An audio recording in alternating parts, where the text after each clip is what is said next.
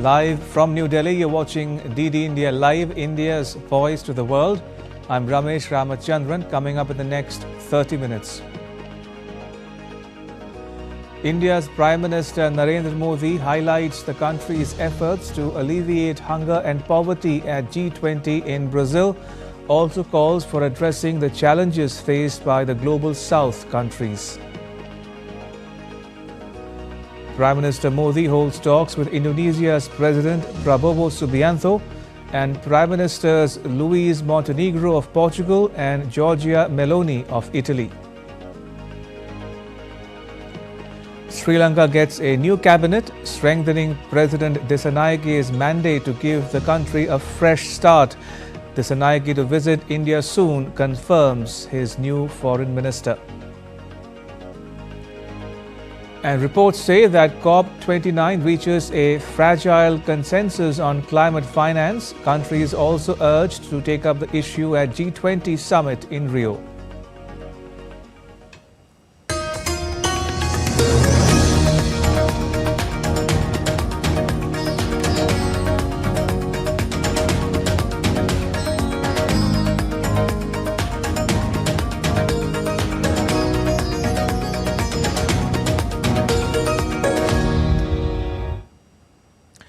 India's Prime Minister Narendra Modi is attending the G20 Leaders Summit in Brazil. The Prime Minister was welcomed by Brazil's President Lula da Silva at the venue, the Museum of Modern Art in Rio de Janeiro. Prime Minister Narendra Modi also met US President Joe Biden at the summit. Earlier, Brazilian President Luis Inácio Lula da Silva opened the summit of the Group of 20 Major Economies on Monday with the launch of a global alliance to combat poverty and hunger, which he called the result of political decisions. Lula said the devastating effects of climate change are to be seen all around the world and urged leaders to have the courage to act.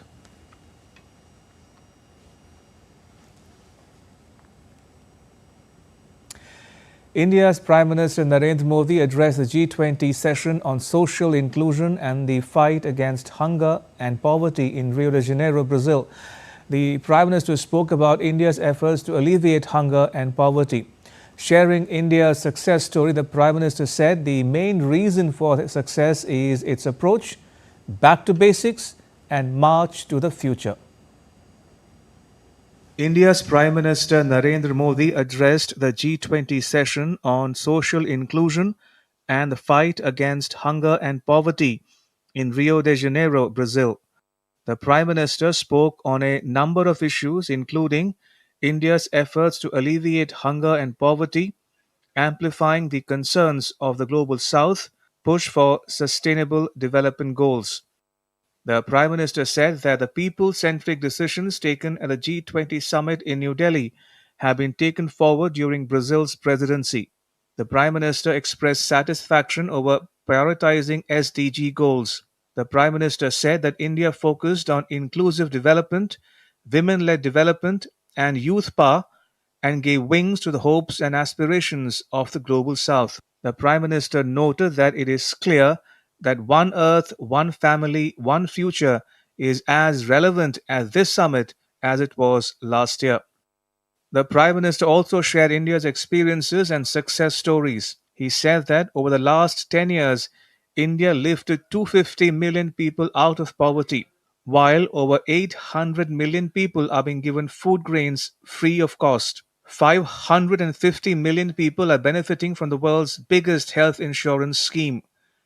Now, 60 million senior citizens over the age of 70 will also be able to benefit from free health insurance. Maintaining a focus on women-led development and social inclusion, over 300 million women micro-entrepreneurs have been linked to banks and given access to credit. Under the world's largest crop insurance scheme, over 40 million farmers have received benefits worth $20 billion.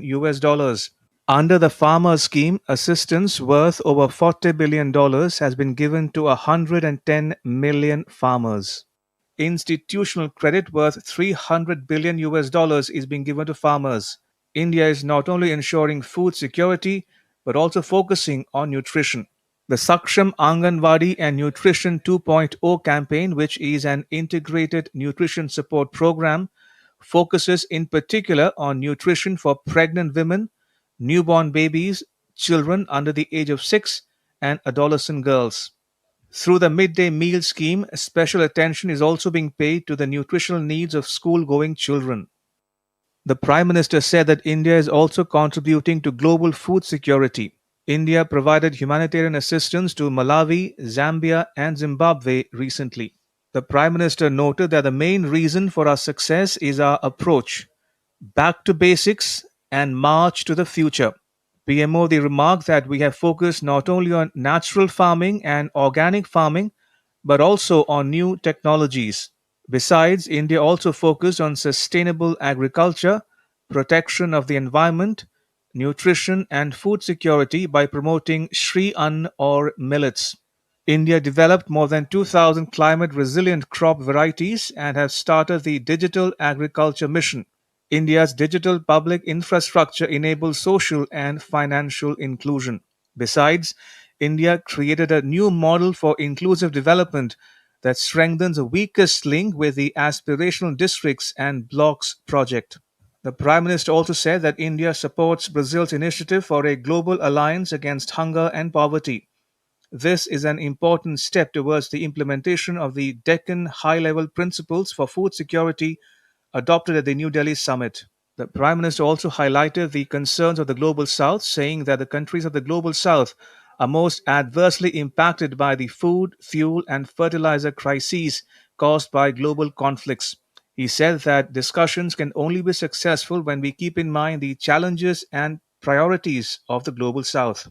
And just as we amplify the voice of the Global South by granting permanent membership of G20 to the African Union during the New Delhi Summit, we will reform institutions of global governance. With input from Gautam Roy in Brazil, Fuzail Ahmed reporting for DD India.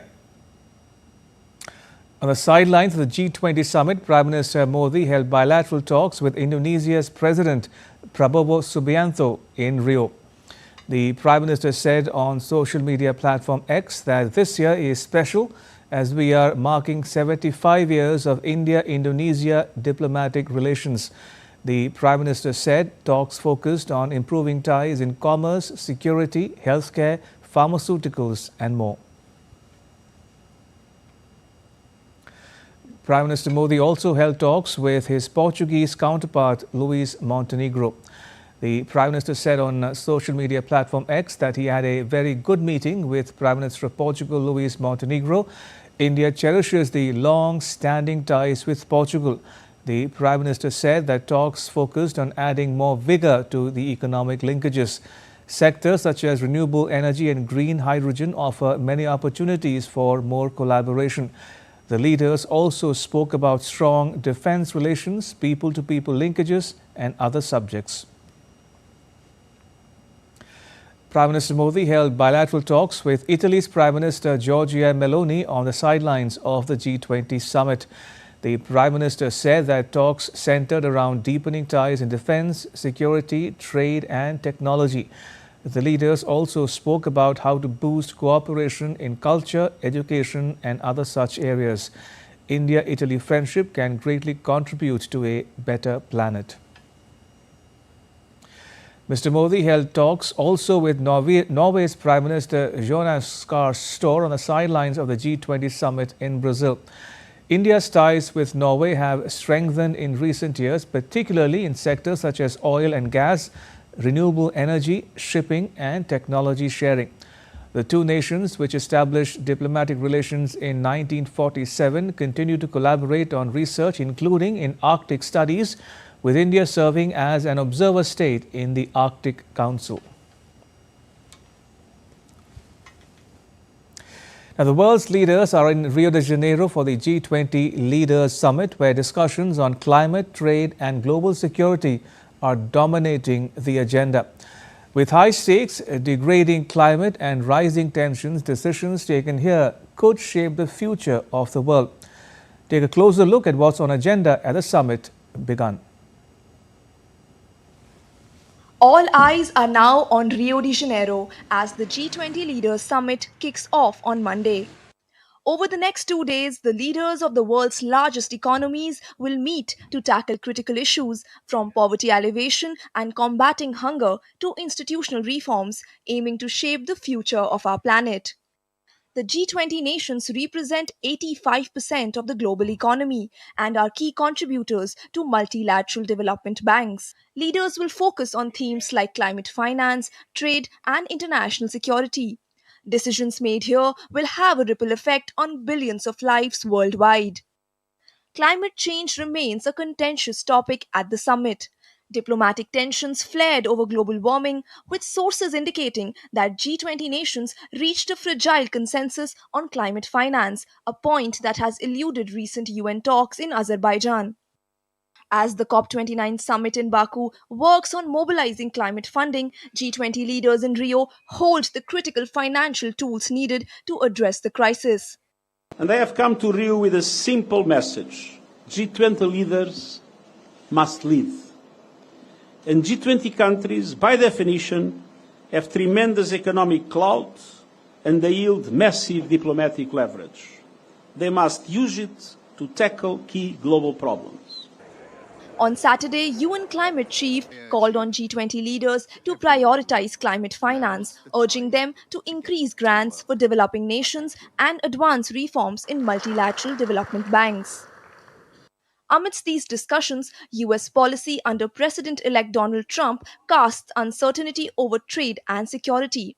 While outgoing US President Joe Biden has approved Ukraine's use of long range US missiles against Russia, President elect Trump pledges major policy shifts, including potential talks to address the Ukraine conflict and new tariffs, signaling a high stakes shift in global diplomacy. Concerns over a US China trade war are likely to fuel intense trade talks at the summit. As the G20 summit begins in Rio, leaders face mounting pressure to deliver solutions on climate, trade, and global security. Bureau Report, DD India. All right, now take a look at what else is making news around the world. Croatian volunteer drivers participated in an underwater cleanup effort in Milna Bay on the island of Brac, with the aim to address the growing environmental toll of tourism that's led to growing amounts of underwater waste. The Adriatic Sea is facing mounting challenges with rising temperatures, an increase in invasive species, shifting currents, and growing amounts of underwater waste, compounding the problem. Farmers in France resumed their protest by blocking a motorway outside Paris against the prospect of a trade agreement between the European Union, the Latin American countries, and Mercosur. A push by the European Union and South America's Mercosur bloc to conclude long-running trade negotiations by the end of the year has rekindled anger in France. Greenpeace activists dumped tornado debris outside the headquarters of Total Energies near Paris. They want oil and gas industries to be taxed to benefit environmental activists from climate disaster funds. Spanish police have dismantled an international drug trafficking ring linked to Mexico's notorious Sinaloa cartel. Authorities have arrested 14 people, 11 men and 3 women, accused of involvement in the kidnapping and murder of a man in Catalonia. The investigation began on August the 5th when the decomposed body of a 46-year-old man showing signs of violence was discovered in a wooded area in Tarragona. Nigeria has launched its Mpox vaccination campaign, starting with health workers in the capital, Abuja. The rollout began over a month behind schedule following the arrival of 10,000 vaccine doses from the United States in August.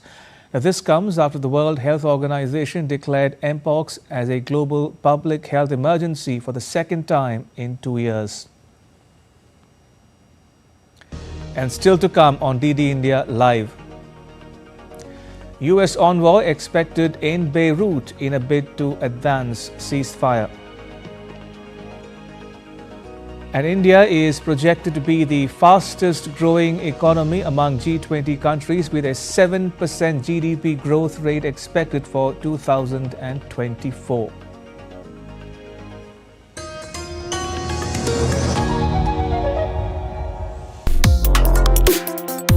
Complex issues, hidden agendas, twists and turns, strategic games. We think all dots are linked. We just need to connect them. Join me every week as I connect the dots to unravel hidden designs in statecraft, mysteries, and decode issues that matter to you. Watch Connecting the Dots with me at these times on DD India.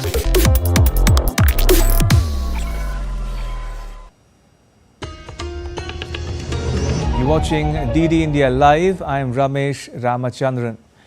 India has made a strong intervention at the UN Climate Summit in Baku, urging decisive action on climate change.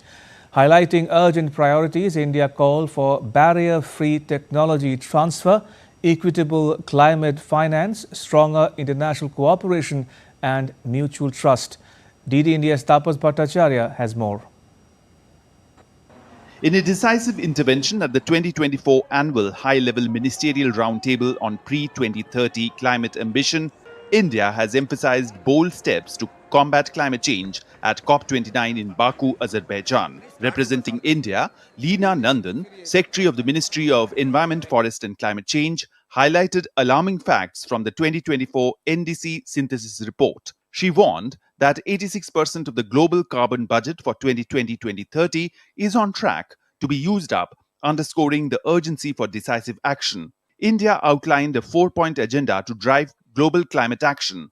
First, it stressed the need for barrier-free technology transfer, calling for the removal of intellectual property restrictions on green innovations. Access to affordable, adaptable, and locally relevant technologies is critical for developing nations. Second, climate finance remains central. Developed nations must fulfill overdue commitments, ensuring equitable and accessible funding to support clean energy and disaster-resilient infrastructure in the global south. Third, India called for enhanced international cooperation to ensure cost-effective and scalable mitigation efforts. It cautioned against unilateral trade measures that unfairly burden developing nations. Finally, India highlighted the importance of mutual trust. Developed nations must lead with meaningful action, fostering trust to achieve climate ambitions by 2030. Despite challenges, India remains optimistic. With 195 parties submitting NDCs, global emissions are projected to peak before 2030. However, the success of this ambition hinges on robust financial resources, technology transfer, and capacity building. India's call to action at COP29 is clear. Climate solutions must be just, equitable, and collaborative. Tapas Bhattacharya's report for DD India. Sri Lanka's newly appointed 21-member cabinet take oath on Monday before President Anura Kumara Dissanayake at the Presidential Secretariat in Colombo. Harini Amarasuriya and Vijitha Herath retain their portfolios as the country's Prime Minister and Foreign Minister respectively. Sri Lanka's Foreign Minister said that the President is expected to travel to India in mid-December, during which he will hold discussions with India's Prime Minister Narendra Modi. As Sri Lanka's newly appointed cabinet of ministers took oath on Monday at the Presidential Secretariat in Colombo, President Anura Kumara Dissanayake retained the key defence and finance portfolios after sweeping the snap parliamentary elections last week. The leftist leader Dissanayake confirmed the interim cabinet ministers along with Prime Minister Harini Amarasuriya and Foreign Minister Vijit Herath, who all retained their respective portfolios. In addition, Harini Amarasuriya will also be the Minister of Education, Higher Education and Vocational Studies. Other key appointments include Bimal Rathanayake, who has been assigned the portfolio of Transport, Highways and Civil Aviation, while Dr. Nalinda Jayatissa has been given the charge of Health and Media. The new government will hold its first parliamentary sitting on Thursday to elect the Speaker of the House. Dissanayake is expected to present his key policy priorities to the newly appointed lawmakers. The most important thing, this power comes with accountability. On one side, it is accountability to the people. On the other hand, it is being responsible to our movement.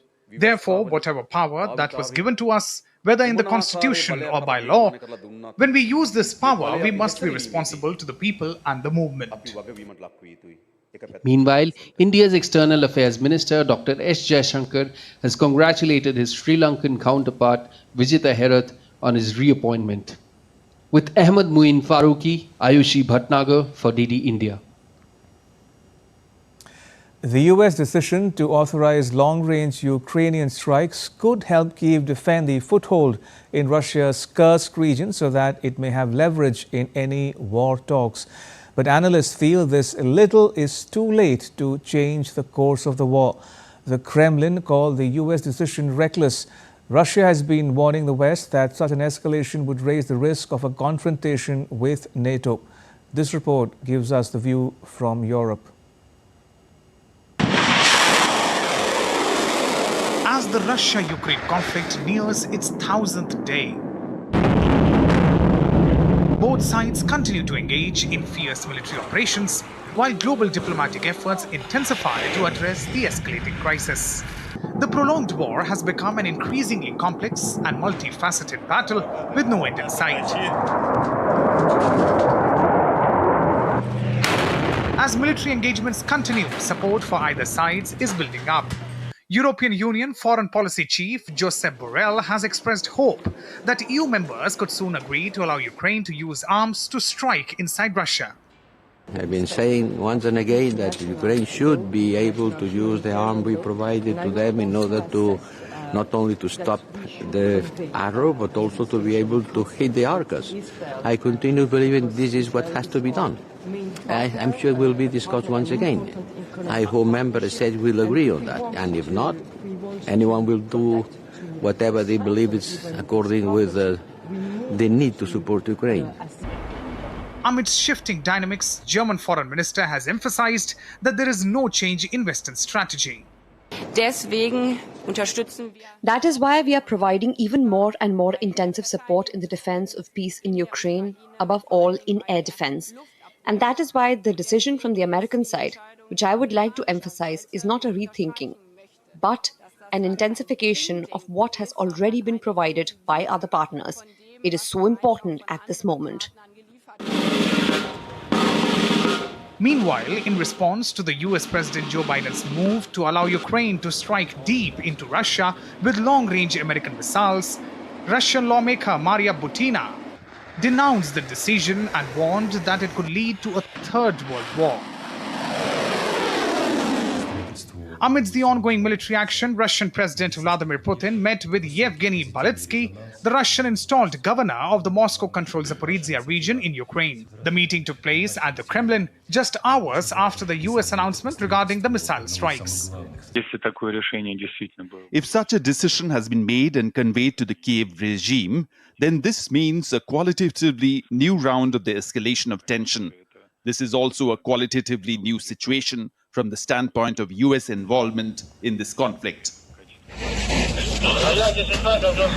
The US move came soon after the Russian airstrikes on Sumy, a Ukrainian city close to the Russian border, where at least 11 people, including 2 children, were killed and 89 injured on Sunday.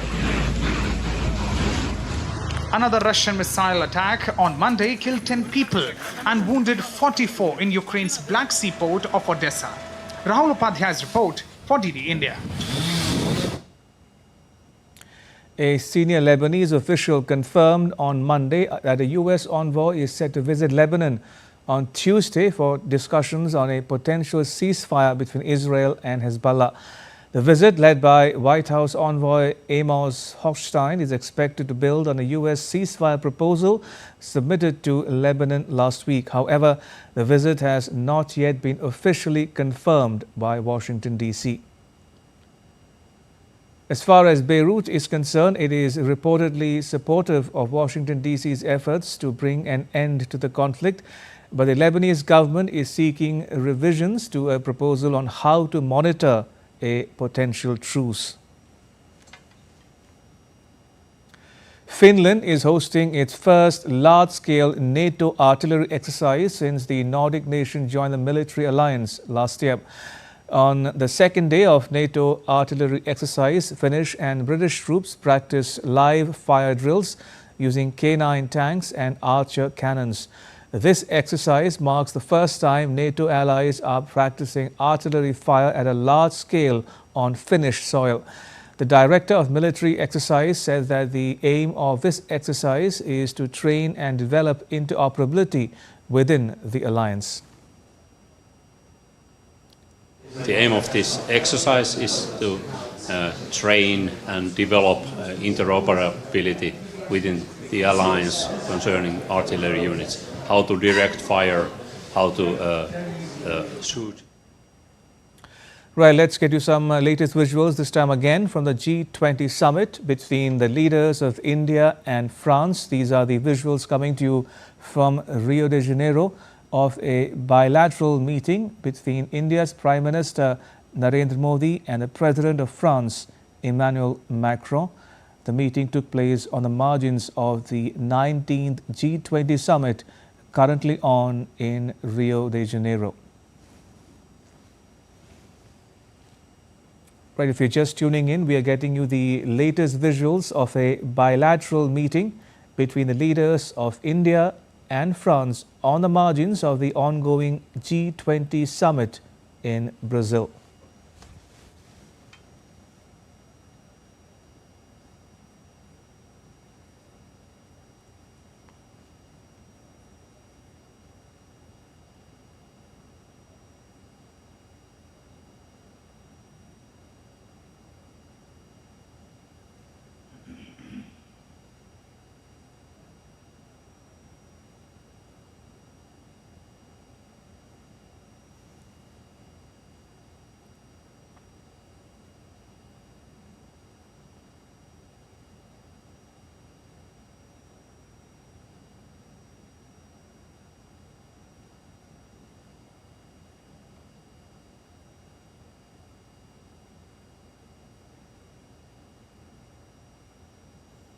And with that, it's a wrap on this edition of DD India Live. You can get all the latest news and updates on the DD India mobile app. It's available on Android and iOS platforms. Let us know your thoughts on the news of the day. You can connect with us on Facebook, X and Instagram. You can also check out our website ddindia.co.in. We'll be back with more news as it breaks here on DD India. I'm Ramesh Ramachandran. From all of us here in New Delhi, thanks for watching DD India Live.